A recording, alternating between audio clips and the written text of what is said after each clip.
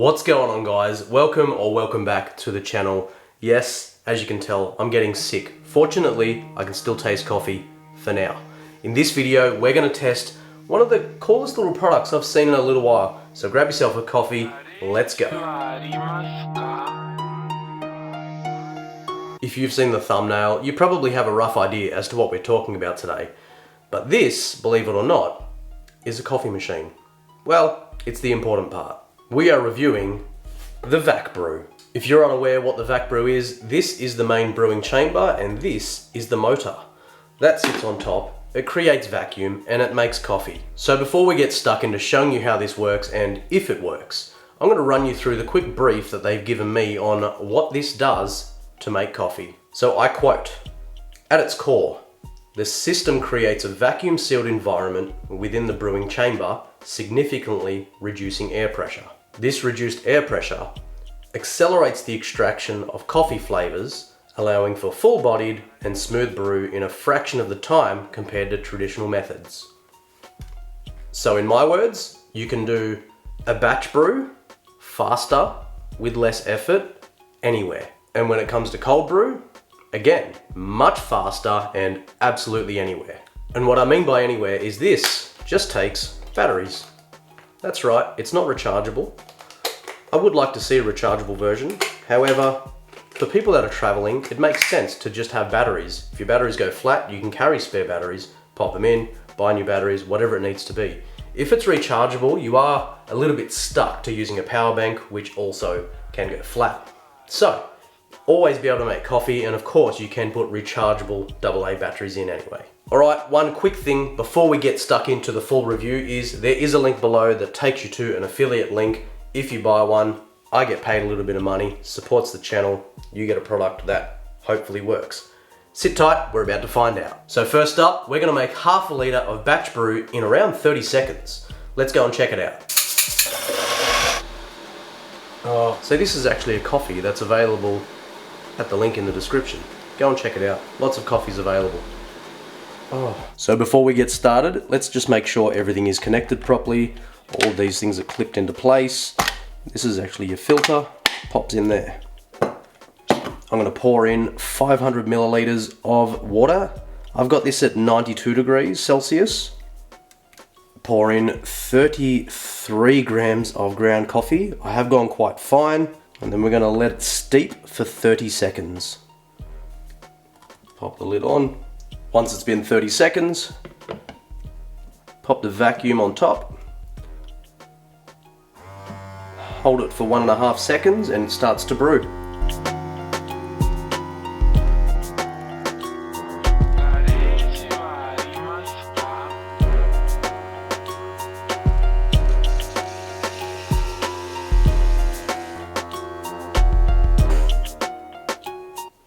This is really interesting.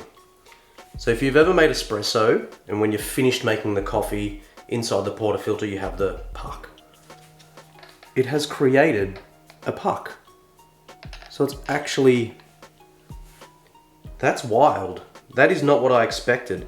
Like it's firm, like it's been tamped, but it's obviously just been sort of sucked through with that removal of the air pressure.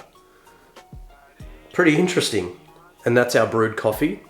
Now, I don't know if you can see, you can a little bit. It's actually formed a little bit of a light crema. Not espresso style, but there is definitely some texture there that I can see. Obviously we need to taste this now. You guys can't taste it. But let's go and check this out and see what I think. Looks good.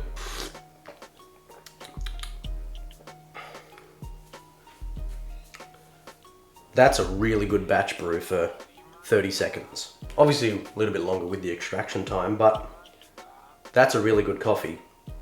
And the fact that you can make it anywhere, as long as you can heat up the water, that's good, like really good. So the brewer does come with this little airtight lid as well, so you can store it in there. You want to put it in the fridge, you want to keep it hot for a while, you can absolutely do that. And there is also a travel mug available in that same link where you can go and check that out as well. And the brewer goes directly onto the travel mug, so you don't even need to carry this. So if you're traveling, you don't need to worry about breaking the glass. But so that we can make a cold brew, I'm gonna go and pour this into something so that I can keep it for later, because that's delicious. And then We're gonna make cold brew. Apparently in 5 minutes. Let's find out. On the top of the vacuum is this button, and if you push it once, it's orange, and that will give you a 5-minute brew. Push it again, it will go to green, that's an 8-minute brew, and then hit it again, blue, and that's a 12-minute brew. So this is all about how strong you want the coffee. We're just gonna roll with green right in the middle, so we should get a nice balanced coffee. Let's pop some water in, pop some coffee in, and see what it does. And for the sake of the experiment, same coffee, same ratio, same everything. All we're gonna do is a different brew time, and of course we're using cold water over a longer immersion.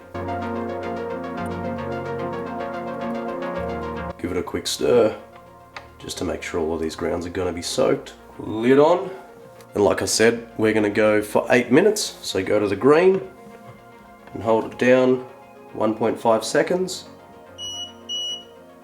and it will do the rest, and start brewing when it's ready.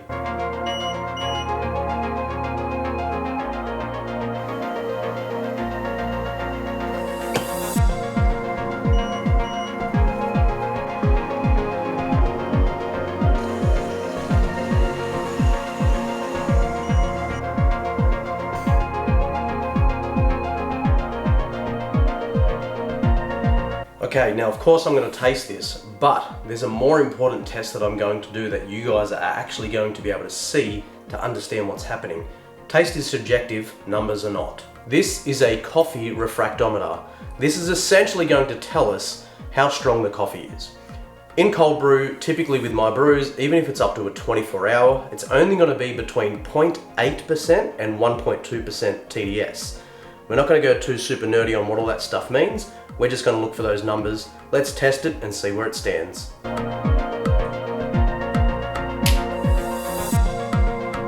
As you can see there, we've got a 1.1 TDS, which is really impressive because typically, like I said, a 24-hour brew will have even less than that. So to achieve that in 8 minutes, that's very, very impressive. And full disclosure, I'm not actually the biggest fan of cold brew, but my wife loves it, so she's going to be happy. I did put some ice cubes in the cup just to chill it a little bit, but I didn't want to do that before testing the TDS because that may affect it. Remember when I said I don't like cold brew? That's actually really good. Okay, I'm gonna have one very happy wife. So there you have it, guys. This little egg timer looking thing makes a pretty serious little coffee. So if you're a traveler or you just want to be able to make coffee nice and quick at home, click on the link below, go and check it out. Get yourself a new brewer, support the channel, make sure you like, subscribe, all of those things.